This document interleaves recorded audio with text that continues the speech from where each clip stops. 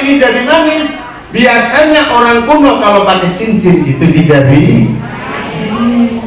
Loh, jadi manis yang kiri lagi. Nah, ini kan toko seliro. Yang kerja keras tangan kanan, yang pakai tangan, yang cari duit bapak, yang ngabisin. Diharapkan dengan sholat kita jadi nggak angkuh, jadi nggak sombong, jadi nggak besar kepala, tidak merasa dirinya paling benar. Kalau orang tiap hari sholat kok ia masih merasa dirinya paling benar, masih radikal, maka jangan-jangan sholatnya tidak khusyuk. Itu kuncinya.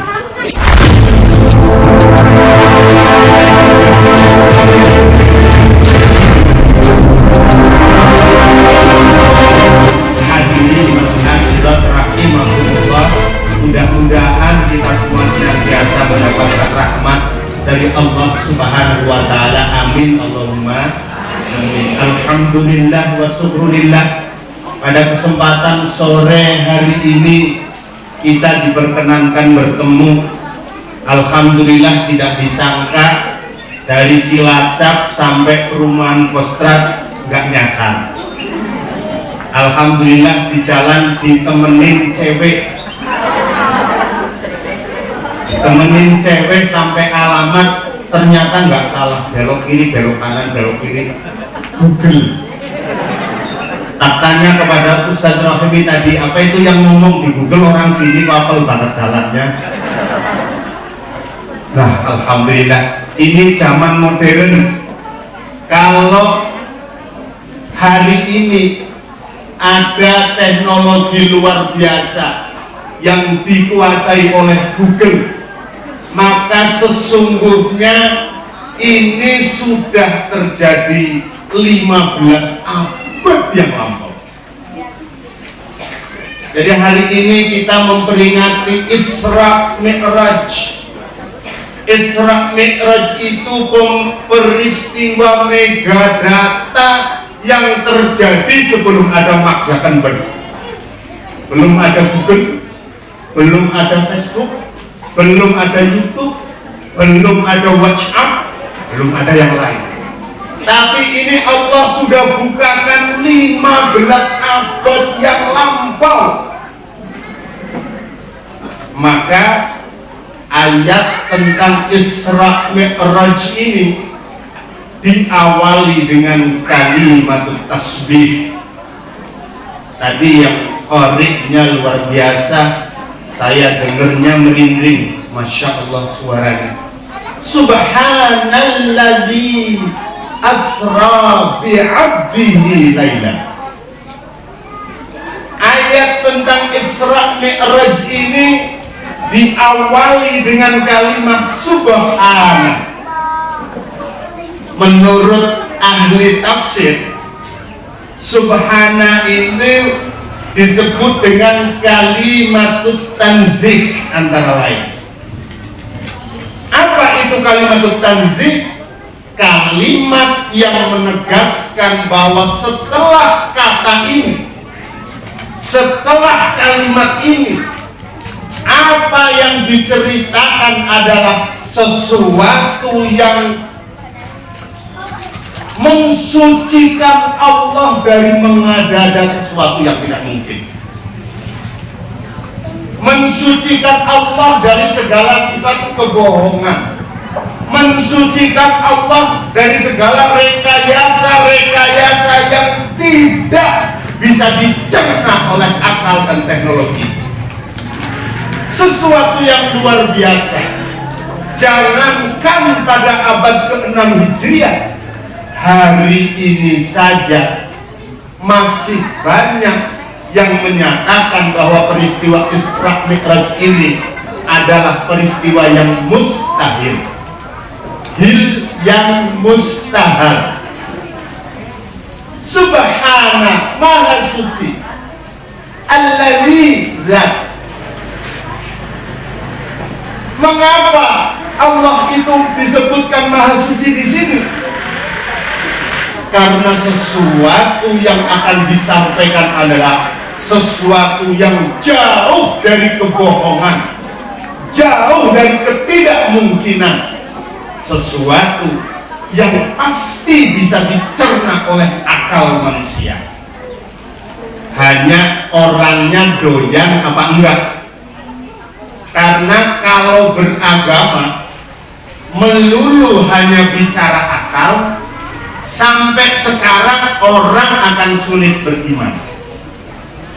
Ibu-ibu tahu salah satu yang membatalkan wudhu, mubtilatul wudhu, itu antara lain keluar ngain, keluar sesuatu dari jalan depan maupun jalan belakang, walaupun yang keluar hanya angin, bersuara maupun enggak, just tuin bro, sama, membatalkan wudhu. Tetapi untuk kita suci kembali dari hadas kecil, yang wajib pertama dibasuh apa, Bu? Mulut. Betul, kumur itu sunnah. Yang harus dibaca, yang dibasuh pertama adalah muka. Ini kan gak rasional Islam. Kok yang kentut bawahnya kok yang dibasuh? Coba sekali-kali wudhu bawahnya dulu, gitu kan? Nah, kalau bicara nggak rasional, di depan mata kita banyak ketidakrasionalan dan kita memaklumi. Bapak Ibu sakit kepala, datang ke dokter, mohon maaf yang disuntik apa? Masa kepalanya dokter belum? Ya enggak? Bapak Ibu sakit mata, mohon maaf, datang ke dokter yang disuntik. Ya, itu saja nggak rasional. Buktinya ngomong sama Pak Dokter, Pak Dokter, yang sakit matanya masa yang disuntik? Itu di depan mata kita. Sama, saya sering cerita. Ternyata di fakultas kedokteran, jurusan yang paling tidak laku itu dokter hewan. Katanya kalau sudah di dokter umum, apalagi sampai spesialis, gak diterima, baru masuk dokter hewan. Padahal terpikir-pikir dokter paling pinter itu dokter hewan. Hewan sakit gak pernah ditanya, langsung ngerti obatnya. Kalau dokter umum kan yang dirasa apa, pilek, greges, kasih obat, itu enggak. Ini irasionalitas sederhana ada di depan mata kita, tetapi karena ini tidak bicara tentang agama, maka orang memakluminya. Berbeda dengan ketika berbicara tentang agama, orang selalu tanya buktinya apa. Ngomong di akhirat ada siksa, buktinya apa? Emang lu udah pernah mati? Ada yang ngomong doa untuk orang yang mati nggak bakalan sampai, dijelaskan kata Rasulullah sampai, buktinya apa? Nggak ada. Ya udah, kalau nggak percaya, Bapak mati dulu, ntar gua doain. Kalau nggak nyampe balik lagi, kan gitu. Begitupun dengan peristiwa Isra Mi'raj. Maha suci zat Asra. Jadi menurut ahli bahasa, Isra secara etimologis, al-Isra asluhu sara wa maknahu sirul laila mutlaqan. Isra itu asalnya dari kata saro, maknanya jalan malam. Pak Rohini mau kemana? Mau Isra ke Raja Engket, boleh kalau itu malam-malam. Raja Engket ada ya? Mau Isra ke masjid, kalau itu jalannya di waktu malam, lughatan etimologis sah, itu disebutkan dengan Isra. Karena saro yang dimajhul menjadi Isra, jalan malam. Karena di majhul yang semula jalan menjadi diperjalankan. Beda nggak antara jalan dan diperjalankan? Beda. Kalau diperjalankan, saya contohkan dari Cilacap ke Bandung, kalau naik mobil normal kendaraan 6 jam, bener ya? Sekarang ada seekor semut ngomong, saya dalam waktu 12 jam pulang pergi Cilacap ke Bandung. Temennya semut percaya apa enggak?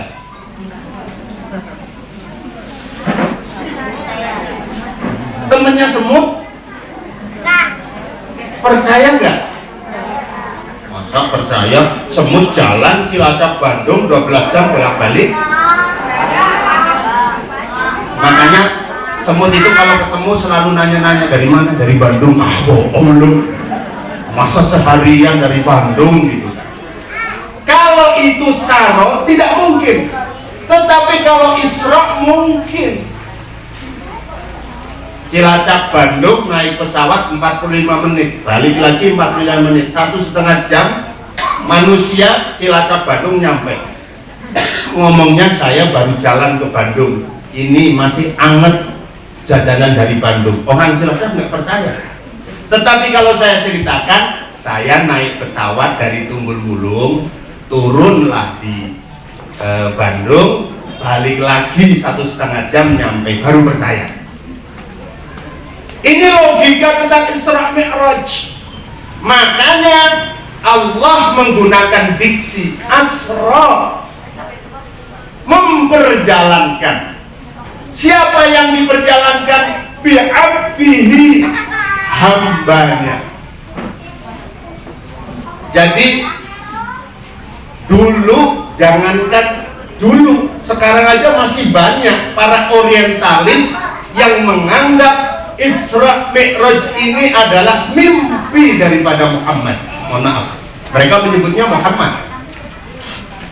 Mimpi saja. Kalau orang mimpi mungkin saja. Karena apa? Asra bi abdihi lailan. Lailan itu maknanya itqun minal lail, sebagian malam. Ayatnya tidak bicara subhanalladzi asra bi abdihi fil lail.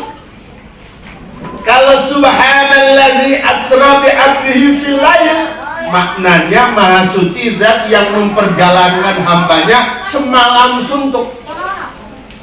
Tapi bunyinya lailan. Lailan itu maknanya itqun minal lail, sebagian kecil, sebagian dari malam. Hanya sebagian malam. Dari mana perjalanannya? Minal Masjidil Haram, dari Masjidil Haram ilal Masjidil Aqsa, ke Masjidil Aqsa. Masjidil Haram itu di Makkatul Mukarramah. Masjidil Aqsa namanya aslinya itu Masjid Al-Quds, maka dikenal dengan Baitul Maqdis. Aqsa itu bahasa Arab, bahasa Bandungnya jauh. Oh, bisa.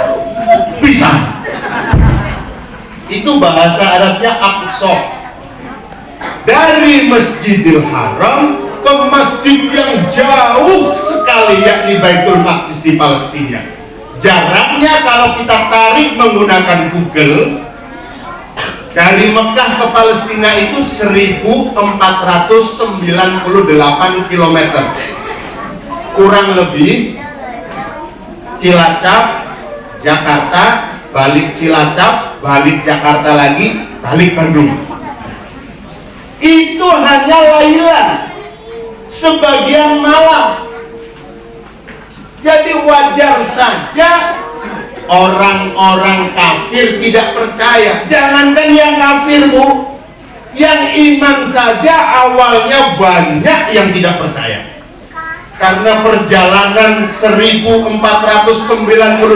km itu kalau ditempuh dengan kuda perang yang paling baik, itu lari selama 40 hari 40 malam tanpa berhenti sekejap pun. Kalau dengan kuda yang terbaik. Tetapi Rasulullah tadi malam menyatakan, paginya seturun dari Mi'raj, saya ditanya oleh sahabat, tadi malam kemana? Nabi, tadi malam saya baru diperjalankan dari Masjidil Haram ke Masjid Baitul Maqdis, habis itu naik ke Arsy, langit 7 terlewatkan, turun lagi, siang baru nyampe. Kurang lebih waktu 4 atau 5 jam. Kira-kira kalau jamaah Masjid Al-Ikhlas, Ustadz Rohimi cerita kayak gitu, percaya nggak? Percaya nggak? Bener. Itu sampai banyak sahabat yang sudah Islam itu sampai ngomong begini, mohon maaf, aduh ini Muhammad sudah gelok kali ya, sampai gitu. Bener. Masa iya dalam waktu sebagian malam dari Masjidil Haram ke Masjidil Aqsa, naik lagi ke Sidratul Muntaha, turun lagi. Ya Allah, orang berjuang lagi sulit kayak gini, kok iya Nabi cerita yang kayak gitu? Masa ia ditinggal istri sampai gelo kayak gitu? Tapi beda dengan sahabat pilihan Abu Bakar Siddiq radhiyallahu anhu. Ketika Rasulullah menyampaikan, ya Abu Bakar, tadi malam saya tiduran di Mekah, dada saya dibedah, dicuci dengan air Zam-Zam, kemudian ditutup kembali, dibawa saya ke Masjid Aqsa, naik saya ke Sidratul Muntaha, turun saya. Apa kata sahabat Abu Bakar? Kalau itu engkau yang mengatakan, wahai Rasulullah, jangankan hanya ke Masjidil Aqsa dan naik ke Sidratul Muntaha, lebih dari itu saya percaya 100%.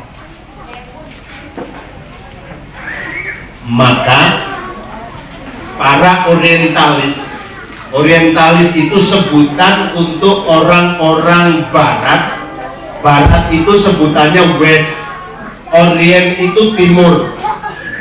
Budaya barat itu Yahudi, Nasrani. Budaya timur itu diwarnai oleh budaya Islam. Orang barat banyak yang belajar agama Islam sampai hafal Al-Quran, sampai hafal kutub sittah, Sahih Bukhari, Sahih Muslim, Sunan Ibnu Majah, Sunan Abu Daud, semua hafal di luar kepala, tetapi tujuannya untuk melemahkan, mencari kelemahan Islam, untuk menghancurkan Islam. Mereka menyatakan bahwa Isra Mi'raj adalah mimpi Nabi. Yang diisrakan, yang dimi'rajkan itu hanya ruhnya saja. Kalimat ini dipatahkan oleh Imam Al-Fakhr Razi di dalam kitab Mafatihul Ghaib, dan keseluruhan ahli tafsir, terutama tahap awal itu sahabat Ibnu Abbas. Di dalam surat Al-Isra disebutkan, Subhanalladzi asra bi'abdihi, Maha suci Zat yang telah memperjalankan hambanya. Abdun, kalimat abdihi itu adalah kesatuan daripada ruh dan jasad. Kalau yang di Isra Mi'rajkan itu hanya jasadnya saja, ada jasad tanpa ruh. Di Bandung namanya apa? Jasad tanpa ruh, majid, ya kan? Kalau binatang namanya bangke. Kalau ruh tanpa jasad, hantu boleh. Hantu yang Islam hantu apa? Hantu pocong. Yang diperjalankan abdi, kesatuan ruh dan jasad. Kemudian mereka ngomong tidak mungkin.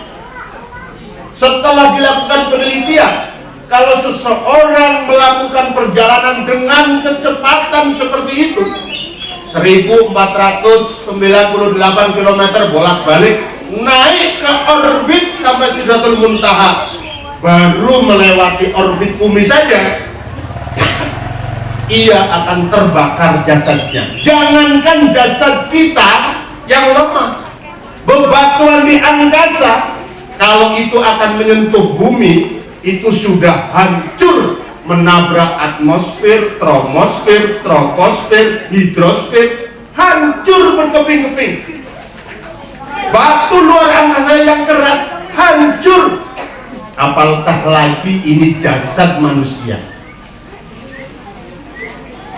Ini dijelaskan, wong yang memberangkatkan Allah, yang memperjalankan Allah, maka urusan keselamatan yang menjamin adalah Allah Subhanahu.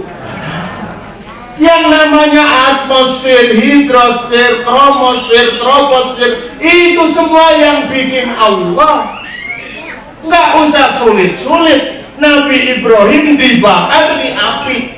Secara teori, api membakar kulit manusia, maka kulitnya akan hangus.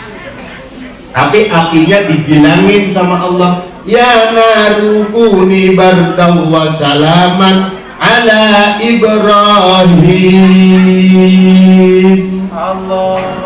Karena api yang bikin Allah dibilangin sama Allah, hai api, jadilah engkau dingin.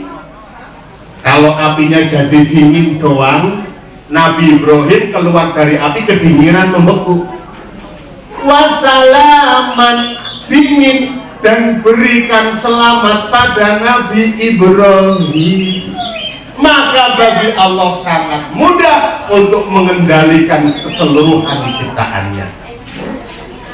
Ini sesuatu yang tidak rasional pada saat itu.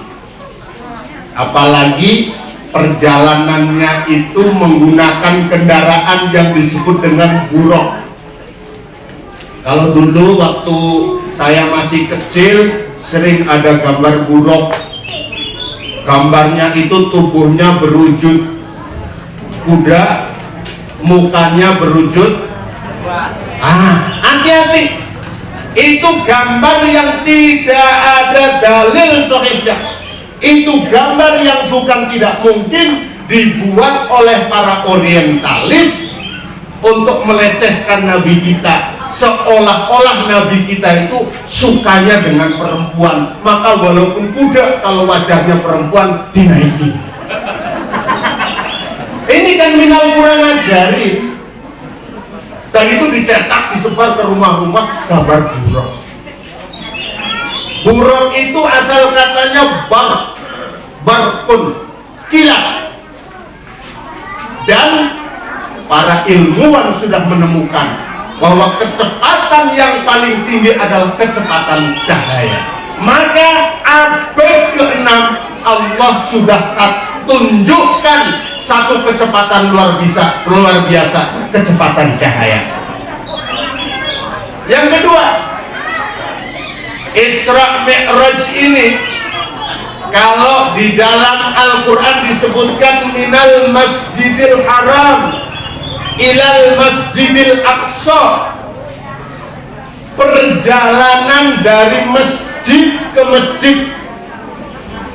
Maka seorang Islam hendaklah ia jadikan langkahnya dimulai dari masjid sampai ke masjid, dari kebaikan sampai kebaikan. Saya kalau melihat yang disampaikan Ustadz Rahimi di Masjid Al-Ikhlas ini luar biasa. Alhamdulillah. Kalau di Jawa di Cilacap khususnya itu ada fenomena baru.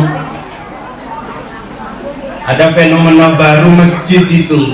Begini kata orang Jawa, masjid musola keramiknya kinclong, azannya juga pakai cong, yang azan aki-aki,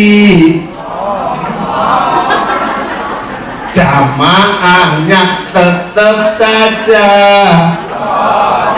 salatullah salamullah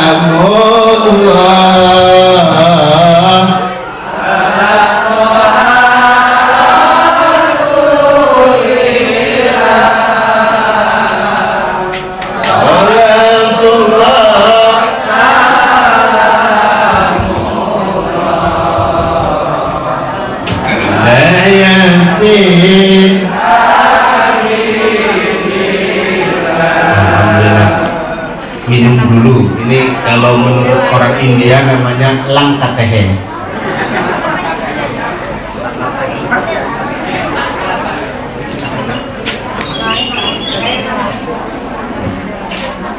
Jadi jangan sampai masjid musola keramike azannya sudah pakai. Ibu kalau ada azan di masjid dengar apa enggak? Kalau ibu lagi mau masak baru nyalain kompor, mau goreng tempe, tempenya udah dirajang-rajang, bumbunya udah diulek, ada garam, ada bawang, kasih ulek-ulek, kasih kunir biar enak, udah dicelup-celup gitu.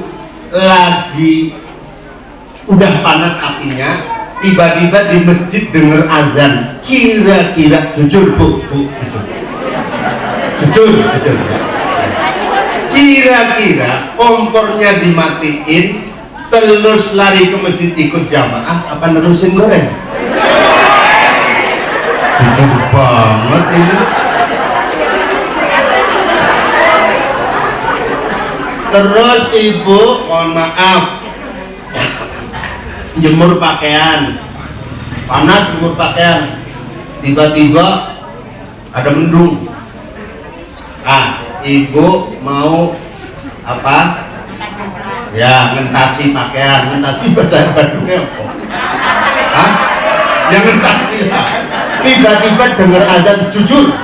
Ibu nggak jadi ngentasi pakaian, pasrah sama Allah, tawakal terus ikut jamaah, apa dirampungin dulu? Kurang beda ya.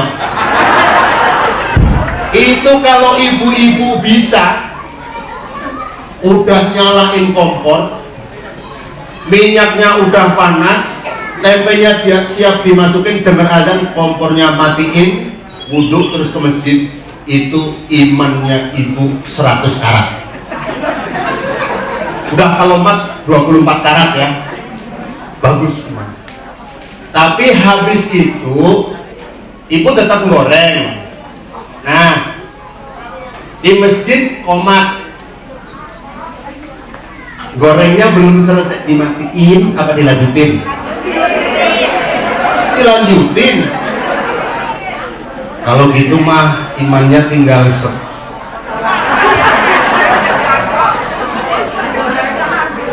Isra Mi'raj itu perintah untuk mengawali dari masjid, mengawali dari kebaikan menuju kebaikan. Buat apa bikin masjid megah? Ramike pinclong, azannya pakai ibu nggak didengerin, buat apa? Makanya ini ada cerita bener. Suatu saat pas hari Ahad kayak gini, hari Minggu jam 10, orang Jawa biasanya pada kerigan kerja bakti ya di sini ya. Nah, pada kerja bakti itu tiba-tiba Pak Rohimi ke masjid langsung azan. Begitu muadzinnya di masjid azan, orang yang kerja bakti ke masjid semua sambil ngacung-ngacungin sabit sama cangkul. Ini muadzinnya muadzin gelo kalau di sini ya. Jam segini azan apa? Subuh enggak, zuhur belum gitu kan. Marah semua. Nah begitu marah muadzinnya keluar. Pak, yang gelo saya apa sampean? Saya tadi pagi azan subuh yang berangkat atuh doang. Zuhur yang berangkat 4, asar 2. Nah sekarang kenapa saya azan di luar waktu malah pada ribut? Ini memang anomali namanya. Masjid kita bangun bagus-bagus. Tadi programnya takmir luar biasa. Masjid yang sempurna seperti programnya takmir. Bapak Ibu datang ke Masjidil Haram, datang ke Masjid Nabawi. Saya doakan yang belum nyampe Masjidil Haram, Masjidil Nabawi semua sampai di sana. Amin.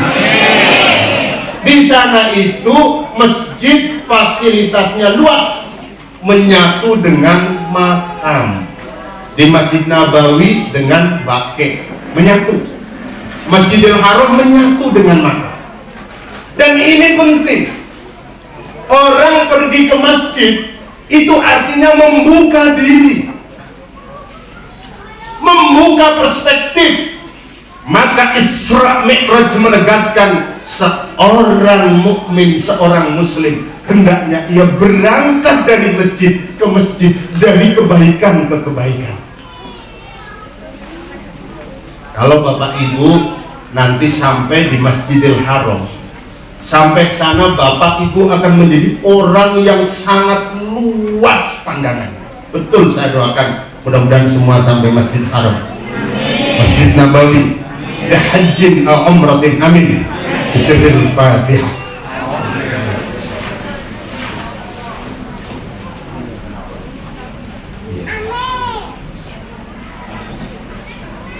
Di sana kalau sudah sholat Bapak Ibu, yang ada di depan cuma Allah. Karena apa? Banyak perbedaan-perbedaan yang muncul di sana. Dari pertama takbiratul ihram. Ada yang takbiratul ihram itu lari, masih keringetan, Allahu Akbar, tangannya gini doang. Ada yang Allahu Akbar, ada yang mohon maaf, Allahu Akbar, ada yang Allahu Akbar. Itu kalau kita nggak khusyuk karena Allah, kadang kita usir. Kalau nggak sabar, biasanya langsung dicawel. Kalau sabar nunggu sholatmu nggak sah, bid'ah itu masuk neraka. Padahal itu semua benar. Yang takbiratul ihramnya nggak angkat tangan, itu biasa. Imam Malik bin Anas tidak mensyaratkan kesunahan takbiratul ihram dengan mengangkat tangan. Allahu Akbar. Nah jadi kan, nggak sah kayak gitu. Yang kayak gini, Allahu Akbar, Imam Ahmad bin Hanbal. Jadi harus menutup hati di sini, ditutup. Kakinya lebar begini. Oh itu berarti mazhab Hambali. Sah nggak sah? Ada yang Allahu Akbar fauqas surah, berarti itu ikut Muhammad bin Idris Asy-Syafi'i. Ada yang meletak tangannya mungkin Allah.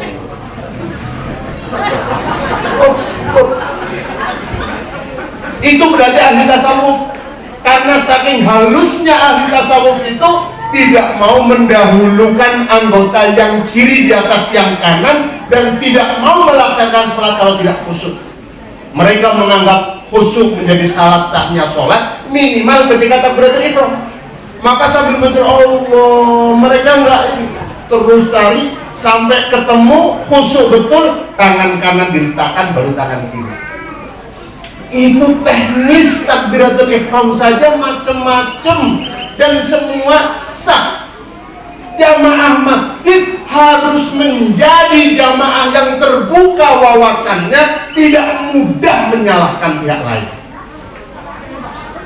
Orang kalau terbuka wawasannya, maka ia tidak tatarruf di dalam beragama, tidak merasa dirinya paling benar, jauh dari ajaran dan ujaran radikal.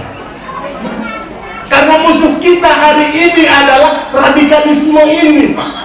Orang-orang yang menganggap yang paling benar aku, yang lain salah. Sholat kalau nggak rapet Gak sah sholatnya karena takut nanti setan masuk. Kalau kita mikirnya luas, setan bisa ikut sholat, alhamdulillahirobbilalamin. Tambah berarti setannya beriman, enak. Itu baru takbiratul ihram. Apalagi kalau bapak ibu tahiyat, waduh, kalau sholatnya nggak khusyuk itu ngeliatin sebelah doang. Di sana ada yang begitu at-tahiyyat sudah at-tahiyyatul mubarak, udah macam kayak gini sampai rapuh.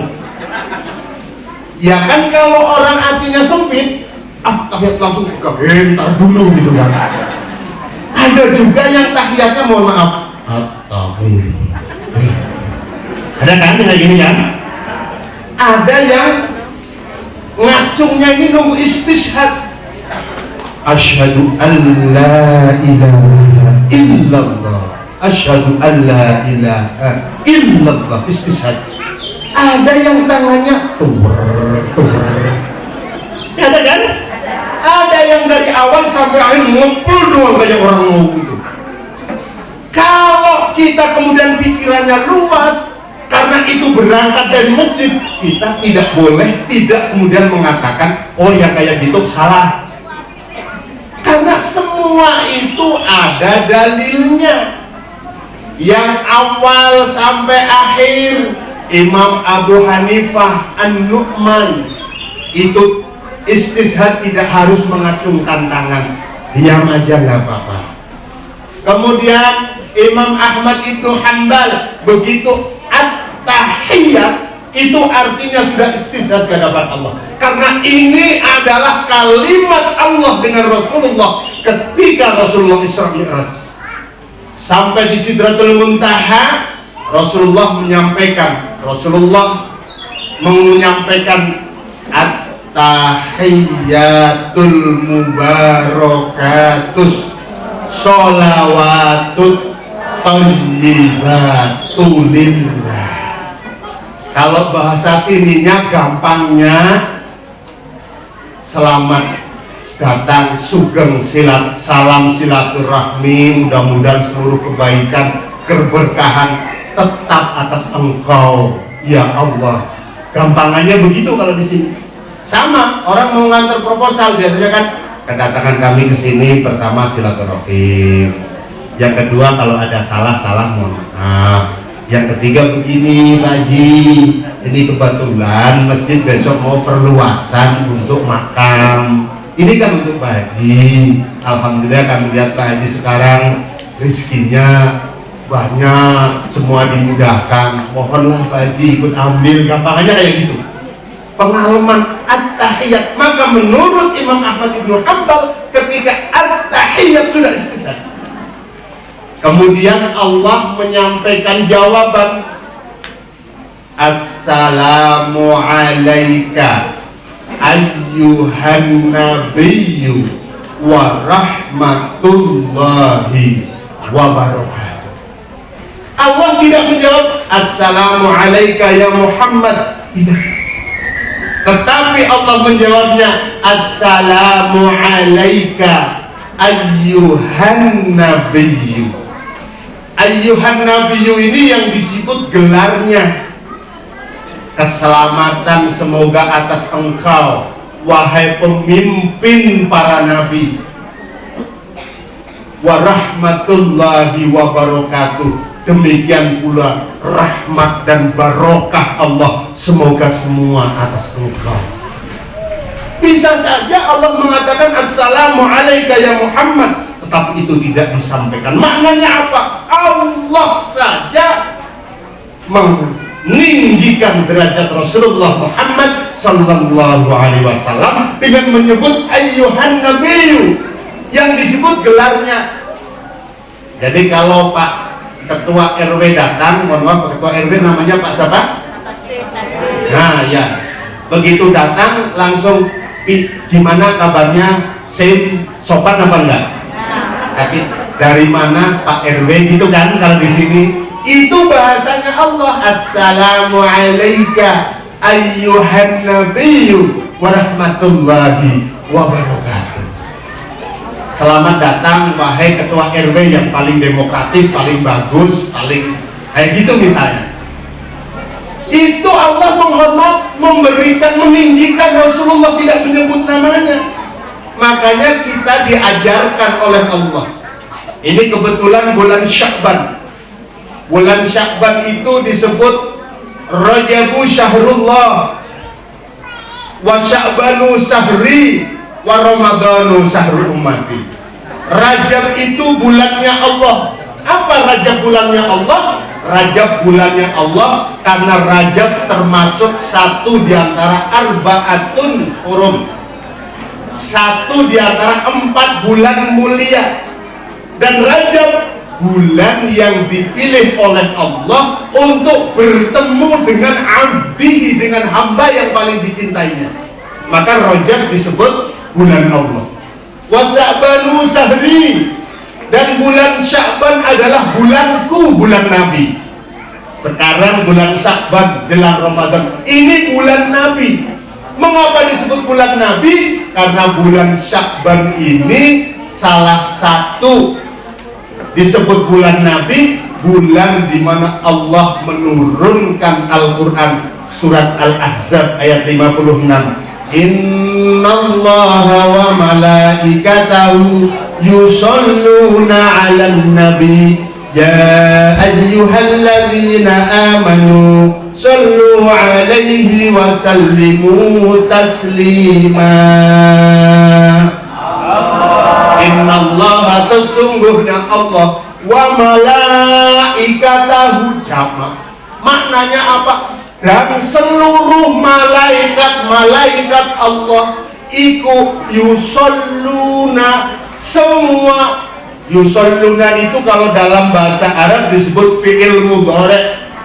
Salah satu isi dari fi'il mudhari' adalah lil istimrar, untuk menunjukkan pekerjaan yang dilakukan secara terus menerus. Itu fi'il mudhari'. Continuous tense, sesuatu yang terus menerus dilakukan. Allah dan keseluruhan malaikat terus menerus membacakan sholawat atas Nabi. Ini ayat istimewa. Allah perintahkan kita sholat. Allah sholat apa enggak? Allah sholat apa enggak? Enggak. As-salatu hiya doa. Sholat itu artinya doa. Allah itu mujibud dakwah, zat yang mengabulkan doa. Maka Allah perintahkan sholat, Allah nggak sholat. Allah perintahkan puasa, Allah puasa apa enggak? Enggak.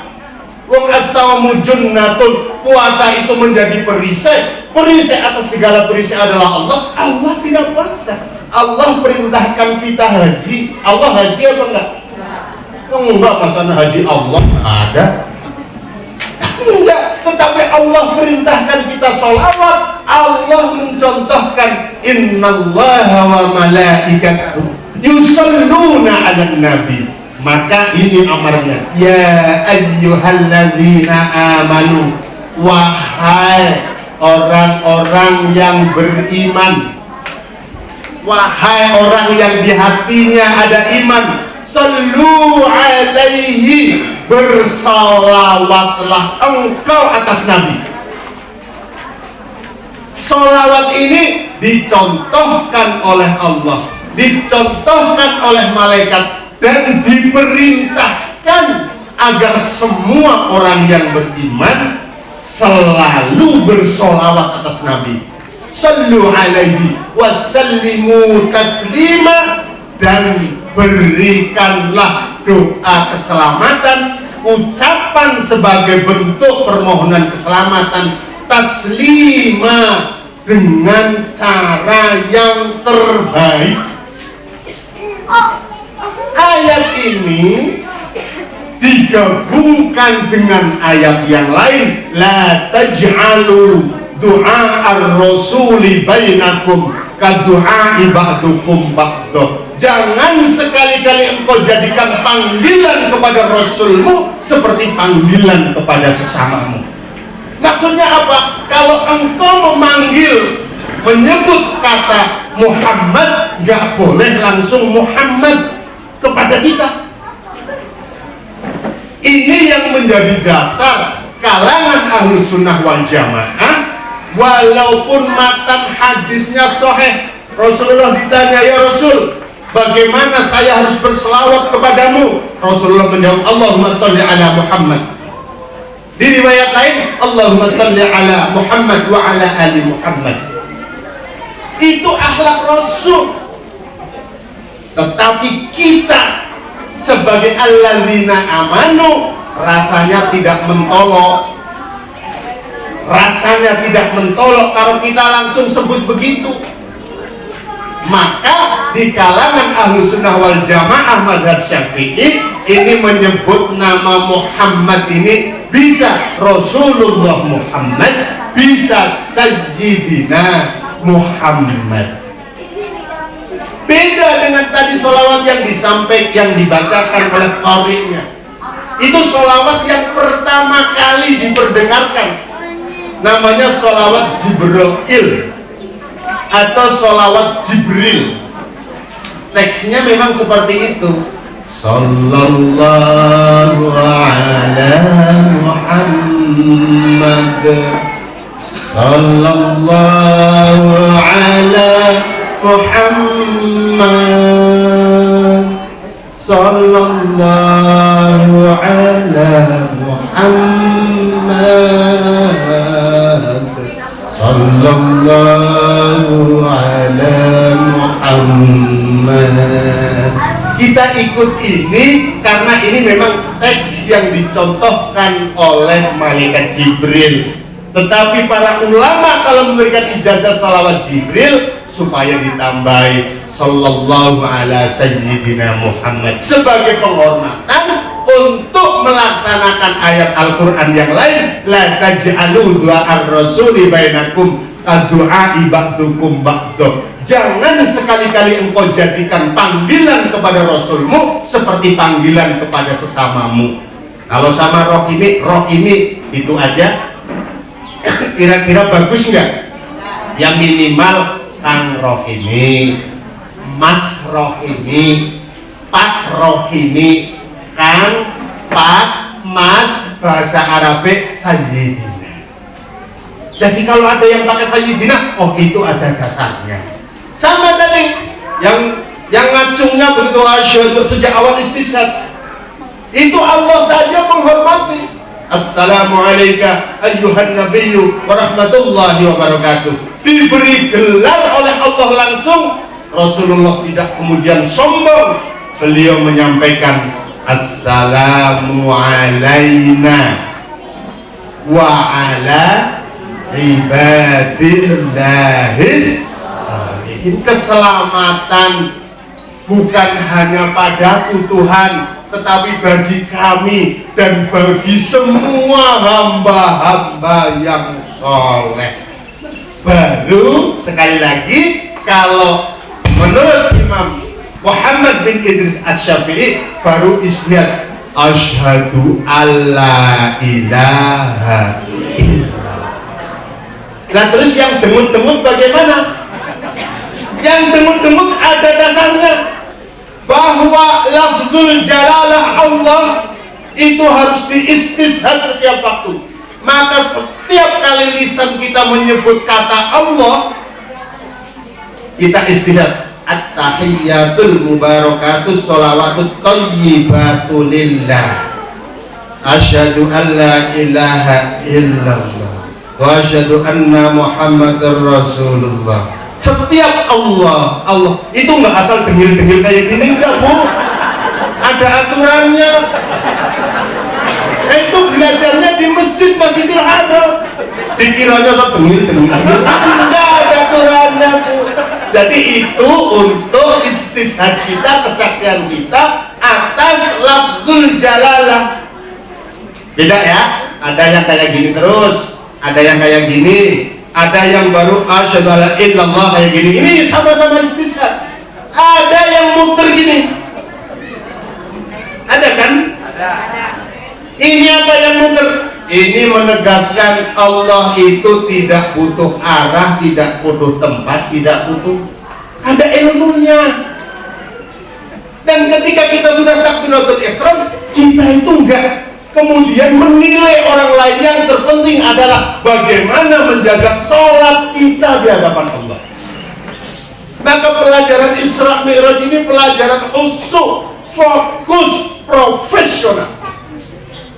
Soal perbedaan sesuatu yang pasti, sesuatu yang wajar, sepanjang tidak hanya sekedar mohon maaf, yaitu tadi sekedar niru-niru doang, nggak tahu ilmunya apa. Ini biar lebih dekat sama Allah, dingin-dinginnya lebih cepat gitu. Nggak ada ilmunya. Semuanya sah karena itu furu. Sama salam ada yang gini. Ini ceritanya apa? Isra Mi'raj lagi. Waktu Rasulullah dari Masjid Aqsa naik ke langit pertama, bertemu dengan Nabi Adam. Nabi Adam itu kalau nengok ke kanan itu senyum, mukanya itu separuh putih separuh hitam, senyum karena melihat anak cucunya, dzurriyyahnya. Dzurriyyah itu artinya debu, anak cucu ke bawah, karena sulit disebutkan dzurriyyah. Kalau anak cucunya berbuat baik, anak cucunya di masjid, anak keturunannya masuk surga, Nabi Adam itu tersenyum. Kalau ke kiri menangis terus, ya Allah, anakku kok abok-abokan, ya Allah, putuku main teplek, ya Allah, itu nangis. Maka ketika menghadap ke kanan, Nabi Adam berdoa, inni as'aluka fauzabil. Ketika menghadap ke kiri, inni as'alukan najatan minan nari wal afwa. Hati-hati, keseluruhan madhab kalau kayak gininya sampai pundaknya mangkibai ini sampai goyang, ini sudah latah. Maka dijaga, cukup yang nengok kepalanya doang. Ada yang nggak nengok sama sekali, biarin, itu ada ilmunya. Ada yang setelah sholat biasanya tangannya ngacung-ngacung, salaman. Ada yang nggak diam, habis sholat kayak orang baru. Ada ilmunya semuanya. Yang setelah sholat salaman ada ilmunya. Yang setelah sholat tidak mau salaman juga ada ilmunya. Nggak usah yang salaman nyalahin yang nggak mau salaman, yang nggak mau salaman nyalahin yang salaman. Yang nggak mau salaman, memang Rasulullah itu setelah sholat, beliau sebagai imam tidak terus ngadep belakang bersalaman dengan yang belakang. Enggak, melihat itu. Maka itu dianggap perbuatan yang tidak ada contohnya, bid'ah ada-ada. Yang setelah sholat salaman, setelah sholat jangankan salaman, setelah sholat ke WC juga boleh, ya kan? Yang nggak boleh itu lagi sholat, temennya datang salaman, itu sholatnya batal. Dan Rasulullah menegaskan as-salatu mi'rajul mu'minin. Sholat kita itu mi'rajnya orang yang beriman. Kita diberi kesempatan untuk mi'raj, bertemu dengan Allah. Maka kalimatnya itu tadi, at-tahiyyatu, itu mi'raj. Mi'raj itu perjalanan jauh. Menurut Rasulullah, salah satu kesunatan, sekali lagi, salah satu kesunatan orang yang melakukan perjalanan jauh adalah musafahah, bersalaman. Maka kelompok yang setelah sholat salaman mengatakan salaman setelah sholat musafah ba'da sholat mustahabun, sesuatu yang sunnah hukumnya.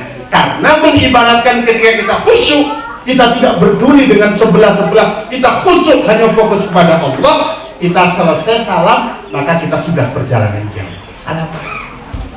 Penegasannya, ma min muslimaini yaltaqiyani fasofahani illa ghafara lahuma qabla ayyatafarraqa.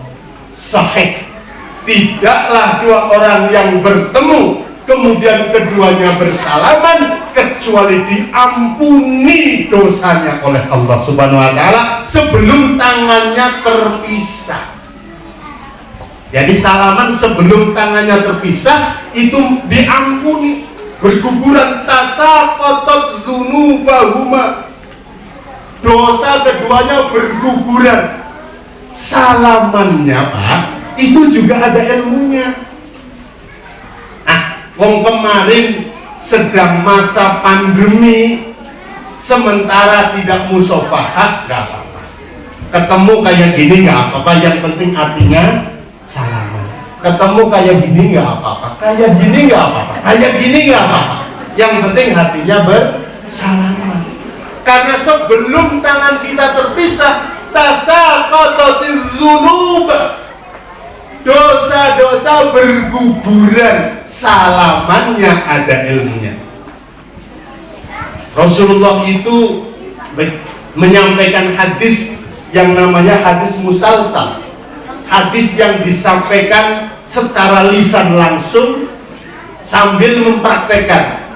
Man sofahani, mohon maaf, sekarang coba sebelah yang mau, ya laki-laki dengan laki-laki, perempuan, praktek salaman ala Rasulullah sambil Rasul mempraktekkan begini. Coba dengan sebelahnya Mas Hussein. Yang nggak dapat jodoh salaman tadi anak kecil nggak apa. Coba salaman yang betul. Kuncinya di sini Pak. Ghafirallahuma itu ini ketemu dengan ini. Man sofahani wa sofahaman sofahani wa sofahaman sofahani ila yaumil qiyamah dakhalal jannah. Siapa yang bersalaman dengan aku dengan cara yang betul. Ini nempel ya. Wa sofahaman sofahani, kemudian dia bersalaman dengan orang yang bersalaman denganku. Wa sofahaman sofahani, kemudian orang itu bersalaman kembali dengan orang yang pernah bersalaman dengan orang yang bersalaman denganku. Dakhalal jannah, maka dia dijamin masuk surga. Jadi salamannya ini ditempelin ini ditempelin. Salaman yang benar ini saling nempel. Ininya. Ini yang diajarkan musalsal oleh Rasulullah. Jadi ajaran salaman kayak gini sebenarnya nggak ada. Itu karena musim pandemi saja. Ad-daruratu tubihul mahdurat. Darurat itu memperbolehkan sesuatu yang tidak semestinya. Karena darurat. Tapi kalau tidak darurat, salaman itu Rasulullah itu kalau salaman ini dengan ini nempel. Dan Rasulullah hampir tidak pernah melepaskan tangan terlebih dahulu. Pandangan mata Rasulullah bertemu dengan pandangan orang yang diajak bersalaman. Masya Allah, akhlak beliau luar biasa. Tapi kalau di Bandung kelamaan tangannya uget-uget gini. Itu pelajaran Isra Mi'raj. Masjid mengajarkan kita untuk toleran. Tidak ada satupun ajaran Islam yang mengajarkan kita untuk tatarruf. Tatarruf itu apa? Intoleran, merasa dirinya paling benar. Tidak apa-apa merasa dirinya paling benar. Orang Islam harus menyatakan agama Islam yang paling benar. Tetapi ia tidak boleh menyatakan seluruh agama selain Islam salah dan harus diberangus. Kalau ia menyatakan seluruh agama selain Islam salah dan harus diberangus, itu namanya pemikiran yang fundamentalis. Kalau harus diberangus, karena harus diberangus, maka masjid harus apa? Maka tempat ibadah yang berbeda, gereja, pura, wihara harus dirusak, harus dibom, harus disegel. Itu namanya radikalis. Tidak boleh. Ajaran Islam mengajarkan kita untuk wasatiyah. Menganggap agama kita paling benar dengan menyalahkan agama lain dan harus diberangus yang salah, itu aja nggak boleh. Apalagi cuma urusan ngacung. Paham ya? Yang nggak ngacung masuk neraka, yang ngacung masuk surga. Emang surga di sana mau cung-cungan doang? Ini rahasia ilmu tua. Mengapa kok yang ngacung ini bukan ini? Ini ada ilmunya. Dulu itu para wali, antara lain Raden Syarif Hidayatullah Sunan Gunung Jati, mengajarkan ilmu jari. Ini sebagai gambaran dari pejabat. Maka kalau ngasih minuman ke Pak RW, silahkan Pak RW, silahkan Pak Lurah, silahkan Pak Bupati, silahkan Pak Camat. Ini gambarannya orang kaya. Makanya orang kaya seneng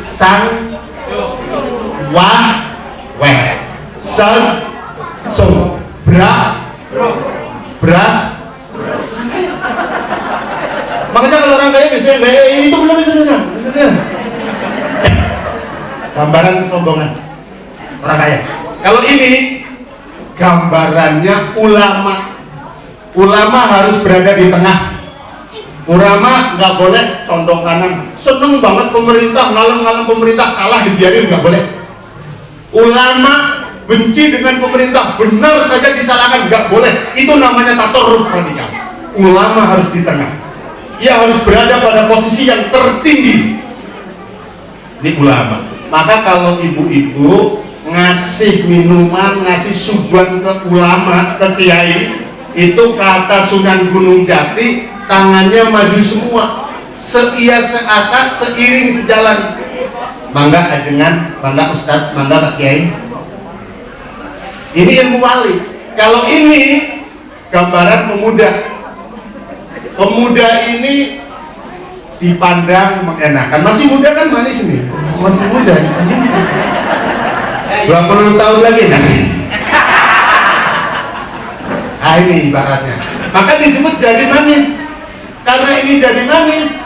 Biasanya orang kuno kalau pakai cincin itu dijadi. Lo jadi manis yang kiri lagi. Nah ini kan toko seliro. Yang kerja keras tangan kanan, yang pakai tangan, yang cari duit bapak, yang ngabisin. Itu ada ilmunya. Kalau ini namanya jari kelingking.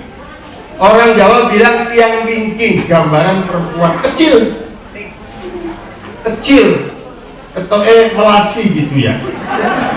Iya kan, kasihan lah lihat perempuan, tenaganya biasanya lebih lemah, biasanya loh maaf ibu ya, bukan mengatakan perempuan, biasanya untuk melawan laki-laki cukup dengan air mata. Dia benar. Nah bapak ejek bentak, kakinya diinjak bumi. Tapi jangan pernah meremehkan perempuan. Ini pesan para bapak. Sekecil apapun perempuan, ia ketemu dengan yang paling gede pejabat. Pulang di Bandung yang menang saha kelingking. Itu mah anomali eta. Yang menang siapa, jujur aja. Iya kan? Paling gede lawan paling cilik, sing menang sing paling. Tapi kayak ngapa keton lemah, jangan berani-berani sampean telinganya gatel, ngudepnya pakai jempol, geber kupingnya, hidungnya gatel, ngudepnya pakai, lumayan kenapa tambah gatel lah. Tapi cantiknya kayak apa? Ini kata para wali. Kalau perempuan ketemu dengan ini apa tadi? Kayak ini kan pejabat, makanya Pak RW pejabat hati-hati, kalahnya sama ibu-ibu. Kalau di luar kalahnya minta ampun sampai rumah dia mau. Tapi beda, kayak apa cantiknya kalau ketemu sama orang kaya. Kalau di Cilacap mah yang kalah pasti ini. Nggak tahu kalau di Bandung. Nah, kita ngacung itu artinya apa? Meluruhkan kesombongan. Di ujung jari kita ini ada saraf yang terhubung dengan saraf di kepala kita, di ujung kepala di sini. Ketika istizat asyhadu an langsung ketemu, itu diharapkan dengan sholat kita jadi nggak angkuh, jadi nggak sombong, jadi nggak besar kepala, tidak merasa dirinya paling benar. Kalau orang tiap hari sholat kok ia masih merasa dirinya paling benar, masih radikal, maka jangan-jangan sholatnya tidak khusyuk. Itu kuncinya. Begitu asyhadu an langsung terhubung. Makanya karena di sini juga ada potensi saraf kesombongan, ketika kita sujud letaknya harus di bawah DUBUR. Kalau letaknya lebih tinggi dari DUBUR, maka tidak sah sujudnya. Gimana teman-teman? Itu ilmu yang diperoleh Isra Mi'raj. Itu ilmu yang belar minal masjid ilal masjid. Sudah jam 6 deh.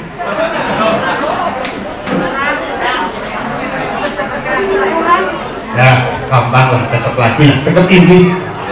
Nah, minal masjidil haram ilal masjidil aqsa alladzi barakna haulahu linuriyahu. Yang namanya buruk itu sejenis lebih kecil daripada kuda, ukurannya lebih besar daripada bihol. Bihol itu keledai. Ketika buruk berjalan, dalam sahih, kitab sahih disebut kakinya memanjang, sehingga dari perjalanan 1498 km tidak langsung, Bu.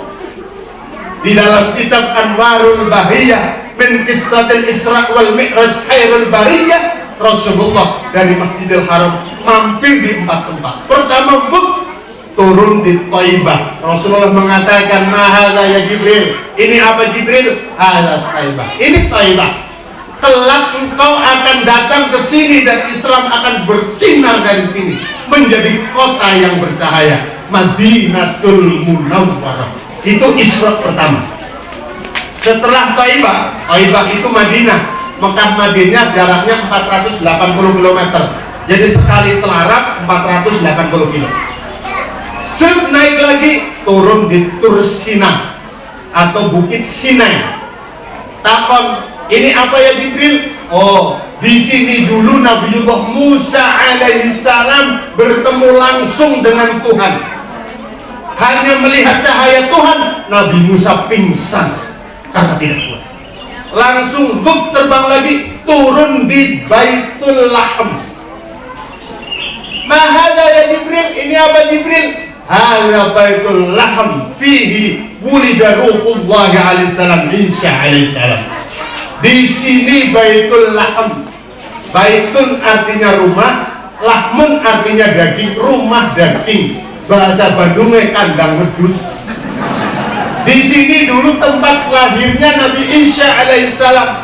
Maka menurut hadis yang sahih, Nabi Isa lahir di Baitul Lahm. Di dalam Alkitab juga jelas Yesus lahir di Bethlehem. Berarti benar apa sing ana ning Kanjeng Nabi.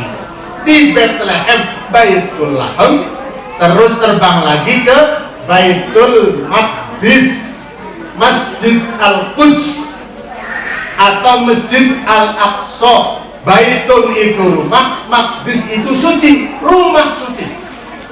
Di situ masjid kedua yang didirikan di bumi. Masjid yang pertama di Mekah. Inna awwala baitin wudi'a lin-nasi lalladzi bi Bakkah mubarakah. Masjid pertama yang ada di muka bumi itu di Mekah. Dibangun oleh Nabi Adam alaihi salam. Nabi Adam terusir dari surga, turunlah di Hindia, ketemu dengan Hawa di Jabal Rahmah. Sampai situ cari tempat yang persis di bawah arsy, di bawah surga. Ditunjukkan malaikat Jibril, itu dibangun Masjidil Haram. Masjid pertama di muka bumi. Hancur pada saat banjir Nuh. Nabi Ibrahim itu hanya wa'in yarfa'u Ibrahimal qawa'ida. Nabi Ibrahim hanya meninggikan bangunan di atas fondasi. Alhamdulillah. Masjid pertama di Masjidil Haram, masjid kedua di Masjidil Aqsa, dibangun oleh Nabi Ibrahim alaihissalam. Seluruh nabi itu keturunan Nabi Ibrahim. Nabi Isa ibnu Maryam itu keturunan Nabi Ibrahim dari Yahuda. Yahuda niku putune Nabi Ibrahim, sekarang Nabi Ishak. Nabi Ishak punya anak namanya Nabi Yakub. Nabi Yakub punya gelar Israel. Isra itu artinya jalan malam, itu ilah Allah. Nabi Yakub hobinya jalan malam untuk mencari ridho Allah, maka disebut Israel. Keturunan Nabi Yakub disebut Israiliyat. Nabi Yakub punya anak 12, punya istri 4. Itu antara lain ada yang namanya Samson. Di Indonesia di Bible disebut Samson. Samson. Ada yang namanya banyak, ada Yusuf, ada Bunyamin, ada Yahuda. Yahuda menurunkan keturunan-keturunan disebut dengan Yahudian. Keturunan Yahuda, agama Yahudi, Nabi Musa sampai itu. Keturunan yang lain melahirkan melalui Imran, melahirkan Maryam, Maryam melahirkan Isa bin Maryam. Nah, keturunan yang kedua, istri yang kedua di Mekah namanya Ismail. Ismail artinya Yismaillah. Yisma itu mendengar, ilah itu perintah Allah. Waktu kecil mau disembelih, Nabi Ibrahim melaksanakan, itu sebutan Ismail. Nabi Ismail menurunkan Nabi Muhammad. Isra Mi'raj mempertemukan antara Nabi Muhammad dengan nabi-nabi terdahulu, agama-agama terdahulu, Kristen, Katolik, Protestan. Sama ya, Kristen itu Protestan, Yahudi. Maka Isra Mi'raj adalah peristiwa pertemuan agama, peristiwa teknologi percepatan yang luar biasa. Bahkan terakhir peristiwa pertama kali dikenalkan live streaming itu pada masa Isra Mi'raj. Nabi Muhammad begitu turun, Abu Jahal, Abu Amr mengumpulkan orang jahiliyah di kumpulan. Ditanya, Muhammad, katanya baru dari Masjidil Aqsa. Saya tanya, Masjidil Aqsa tiangnya berapa?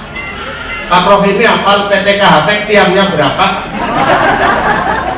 Tapi terus Nabi Muhammad diperlihatkan oleh Jibril, langsung malaikat Jibril kelihatan dihitung. Oh, tiangnya sekian, 70. Jendelanya berapa? Oh, jendelanya 200, umpamanya begitu.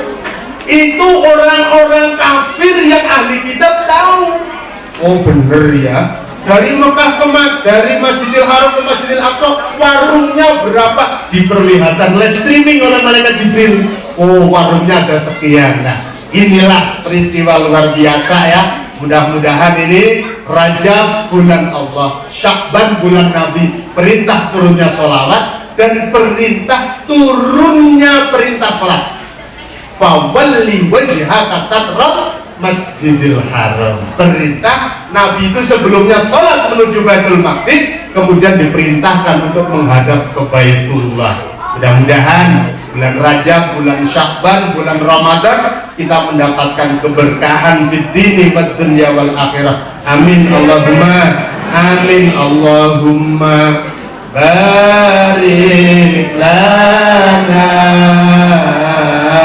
fir Rajab wa Sya'ban wa ghfir lana dhunubana wa ballighna Ramadana. Al-Fatihah.